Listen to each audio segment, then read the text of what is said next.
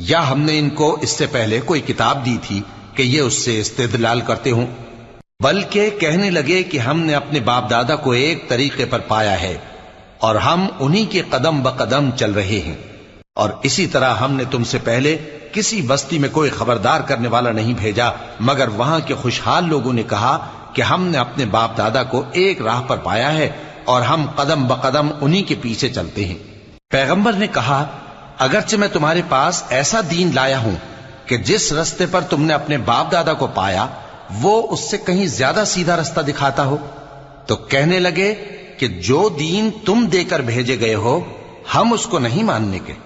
تو ہم نے ان سے انتقام لیا، سو دیکھ لو کہ جھٹلانے والوں کا انجام کیسا ہوا۔ اور جب ابراہیم نے اپنے باپ اور اپنی قوم سے کہا کہ جن چیزوں کو تم پوجتے ہو میں ان سے بیزار ہوں، ہاں جس نے مجھ کو پیدا کیا وہی مجھے سیدھے رستے پر لے چلے گا۔